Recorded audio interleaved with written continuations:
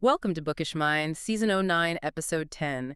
Today, we're exploring a really profoundly impactful concept from John C. Maxwell's insightful book, How Successful People Think. hmm We're talking about the transformative power of unselfish thinking. Right. It's a big one. Absolutely.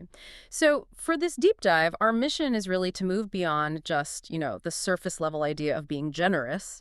We want to unpack the deep, sometimes surprising benefits of thinking unselfishly. And crucially, how to actually cultivate it. How do we make it part of our lives, Yeah. drawing on what Maxwell teaches? Exactly. And to kind of set the stage, let's start with this great quote Maxwell uses from Ben Sweetland. He said, "We cannot hold a torch to light another's path without brightening our own." That really gets to the heart of it, doesn't it?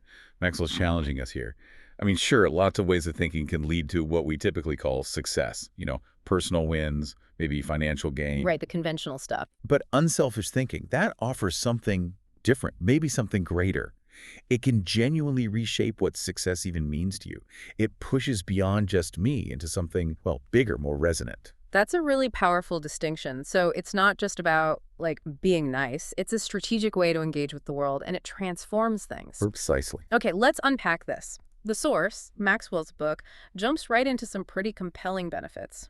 First up, personal fulfillment. Yes. And this really challenges that common idea that happiness comes from what you get. Right. Like Charles H. Burr said, getters generally don't get happiness, givers get it. It's so true. Maxwell argues that few things bring that deep, lasting reward, like genuinely helping others. It's not just a quick feel-good moment. It's that internal peace. Being able to sleep soundly, no regrets. Alan Loy McGinnis put it beautifully. There is no more noble occupation in the world than to assist another human being, to help someone succeed. It totally shifts your focus from accumulation to contribution. And what's great is that this isn't just for saints, right? The book points to Scrooge from Dickens, The good old Scrooge. the ultimate selfish miser. Yeah. But even he could fundamentally change, couldn't he? It shows this path is open to anyone. Absolutely. And there's a fascinating real-life parallel. Alfred Nobel, the Nobel Prize guy. Oh, right. What's his story again? Well, imagine waking up and reading your own obituary. It was a mistake his brother had died, but the paper called Alfred a merchant of death because his company made explosives. Oof, harsh. Devastating. Seeing his legacy framed like that just shook him. It forced him to completely reevaluate everything. From then on, he dedicated his fortune and energy to promoting peace and recognizing humanitarian achievements. Wow. That huge shift, born from that one shocking moment, led directly to the Nobel Prizes. An amazing testament to changing your focus. That's incredible. What a turnaround. So, okay, there's the deep inner peace, the fulfillment, but it clearly ripples outward too. Which brings us to the next benefit Maxwell talks about. Unselfish thinking adds tremendous value to others. Yes, it's not just internal, it's an outward force. Maxwell really wants us to see that real success isn't just personal stats. It's about your positive impact on people around you. He mentions Bessie Anderson Stanley's 1904 definition of success. It's quite poetic. What is it?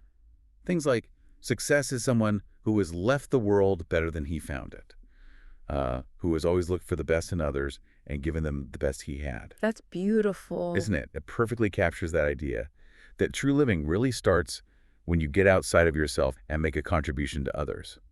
It's about changing your default question from what's in it for me to how can I help others flourish? And that ripple effect, it keeps going. The source suggests unselfishness actually encourages other virtues, like it's a catalyst. Yeah, that's a great way to put it. A catalyst or maybe a foundation. Think about it. Selfishness in a 4-year-old, well, that's kind of expected, part of growing up. Right. But in a 40-year-old, it's not a good look. Yeah. Maxwell says that even though unselfishness goes against the grain of human nature, our instinct is often self-preservation. Deliberately cultivating it makes developing other good stuff easier. Like what? Things like gratitude, love, respect, patience, discipline. It's like opening a door, and all these other positive qualities find it easier to come through. It creates this upward spiral. So it literally makes us better people, affecting our character. And there's more. It also increases the quality of life overall, not just for the receiver, but for the giver too. Absolutely. That spirit of generosity just fosters this deep appreciation for life, for higher values. When you intentionally seek out people in need and, actually do something about it, it puts your own stuff into perspective. I can see it. It genuinely increases the quality of life of the giver and the receiver. Maxwell uses this really powerful contrast. There is no life as empty as the self-centered life. There is no life as centered as the self-empty life. Wow. Self-empty. That's provocative. It is. It flips the script on what fulfillment looks like. It suggests richness comes from looking outwards, not just inwards. Okay, this next one really hits home for me. Unselfish thinking makes you part of something greater than yourself. It gives this sense of purpose beyond just, personal goals. Yes. And the example Maxwell uses here is just Merck and Company, the pharmaceutical giant. Right. Tell us about that. So back in the mid-'80s, they developed a drug for river blindness. A truly horrible disease affects millions, especially in poorer countries. Okay. The huge problem was the people who needed it most couldn't possibly afford it. Merck had poured resources into developing it. What do you do? That's a massive ethical dilemma for a business. Exactly. The standard playbook says, no profit, no product. But Merck, they chose differently. They finished developing the drug anyway. And then in 1987, they made this unbelievable commitment. What was it? They announced they'd give the drug away for free to anyone who needed it for as long as needed. By 98, they'd given away over 250 million tablets. That's staggering. Just gave it away. Mind-blowing, right? George W. Merck, the founder's son, had said years earlier, and they clearly lived by it. We try never to forget that medicine is for the people. It is not for the profits. The profits follow. And if we have remembered that, they have never failed to appear. Wow. Such a powerful lesson. Instead of just trying to be a great company, they focused on being part of something way bigger, alleviating immense human suffering. Oh. That unselfish choice had an impact beyond measure. An amazing real-world example of principle winning out. Okay, and the final benefit Maxwell outlines. Unselfish thinking creates a lasting legacy. This goes beyond just inheritance, right? Absolutely. It's not just about the money or property you leave behind. Maxwell mentions Jack Balusak's idea of the 3 phases of life. Which are learn, earn, return. Learn, return, simple but effective. Very. First phase, education, learning your craft. Second, your career, earning a living. But that crucial third phase, return, is about consciously giving back, sharing your success. And Maxwell really stresses the difference between leaving an inheritance for people and leaving a legacy in people. By thinking unselfishly, by investing your time, your wisdom, your energy in others, you create an influence that lasts long after you're gone. It outlives you. That's a potent way to think about your impact. It really is. So, okay, we've explored the why. It's compelling. Personal fulfillment, adding value, building virtue, better quality of life, being part of something bigger, leaving a legacy. But, theory is one thing. Right, the practical side. How do we actually do this? How do we cultivate unselfish thinking in our everyday lives? Yeah, that's always the key question, isn't it? Because honestly, while most people would say they value this, actually doing it consistently, that can feel tricky. It kind of goes against our default settings sometimes. It needs real intention. So where do we start? Maxwell gives some really practical steps. And the absolute starting point, the foundation, is putting others first. He's blunt. You have to start by realizing that everything is not about you. Simple, but not easy. It requires humility, a deliberate shift away from being the center of your own universe. Like that quote from Ken Blanchard and Norman Vincent Peale, people with humility don't think less of themselves, they just think of themselves less. Exactly. It's not about self-deprecation. It's about decentering yourself, making a conscious effort, day by day, to consider others' needs and perspectives. Paul the Apostle put it this way, do nothing out of selfish ambition, but in humility, consider others better than yourselves. Look not only to your own interests, but also to the interests of others. So it's a mindset shift first. What's next? Once you start trying to cultivate that mindset, Maxwell says you need to actively expose yourself to situations where people have needs. Get out there, basically. Pretty much. Believing you'd help is one thing. Actually seeing a need and responding bridges the gap between intention and action.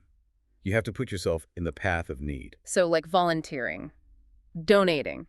Exactly. Serve meals at a shelter, donate regularly to a food bank, maybe offer your professional skills pro bono, support a charity you believe in.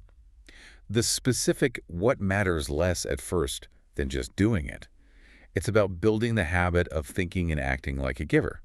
You literally start rewiring your responses. Okay, makes sense. Build the muscle. Then he talks about giving quietly or anonymously. That sounds harder. It is, in a way. It pushes against our desire for recognition. It's easy to give when there's applause, right? Sure. Okay. But Maxwell points out, if you give for the applause, you've already got your reward. He argues there are these unique spiritual, mental, emotional benefits that only come when you give without expecting anything back, not even a thank you. Interesting. Why? It purifies the motive. The act itself becomes the reward. It connects you to something deeper. He actually challenges the reader, maybe try it this week. One act of giving, totally anonymous. Just see how it feels. A worthy challenge. Yeah. Okay, what's the highest level according to Maxwell? Investing in people intentionally. This is about giving yourself your time, energy, wisdom for someone else's growth or well-being. Like mentoring or just being present for family. Or both. Yeah. Think about it. What do spouses or kids often value most? Not necessarily money or gifts, but your focused time, your undivided attention. The people closest to us often want us, not just what we can provide. That rings true. So becoming an intentional investor in people means really considering their journey, seeing relationships as partnerships where you both grow. Maxwell talks about win-win. Right. Most people instinctively want to make sure they win first in any interaction. But the unselfish thinker, they deliberately try to make sure the other person wins first. That's a profound shift. Why? Because Maxwell believes that approach builds the strongest, most lasting, mutually beneficial relationships. Think of a great mentor. They focus on your success first, knowing it ultimately benefits everyone. That's intentional investment. Okay, so put others first, expose yourself to needs, give anonymously, invest intentionally. Is there a final step? Yes, and it's crucial and ongoing. Continually check your motives. Yeah, self-awareness. Exactly. Because that natural tendency to put themselves first is always there. La Rochefoucauld had that sharp insight. What seems to be generosity is often no more than disguised ambition. We need to keep examining why we're doing what we're doing. So how do we do that consistently? Maxwell suggests modeling Benjamin Franklin. Franklin apparently asked himself 2 questions every day. Morning, what good am I going to do today? Evening, what good have I done today? Simple but powerful. Right. Regularly answering those honestly with integrity keeps you aligned. It keeps that unselfish intention front and center. It's like a daily ethical check-in. This whole framework is incredibly insightful, and Maxwell closes with a really powerful real-world example of unselfish thinking in action, doesn't he? The events of September 11th, 2001. Yes, a truly stark and unforgettable example. I mean, we all remember seeing the images, hearing about the firefighters, the police officers just rushing into those towers. No hesitation, purely focused on helping others, regardless of the risk. It's the definition of putting others first. Absolutely. And in the aftermath, that spirit spread. Maxwell talks about how his own company quickly changed a planned event into something called America Prays, bringing in leaders like Max Lucado and Franklin Graham. People watching were asked to give, and the response was overwhelming. Nearly $6 million raised, distributed by World Vision. It showed how quickly that instinct for collective giving, for unselfishness, can rise up in a crisis. Maxwell also shares his personal experience visiting Ground Zero shortly after, right? He does. He describes the utter devastation, the rubble, the dust, but also the tireless work going on for months. City workers, volunteers, just working around the clock. And that detail about them stopping work when remains were found. Yes, that reverence. Calling for silence, carrying the remains out respectfully. Acts of profound humanity amidst the wreckage.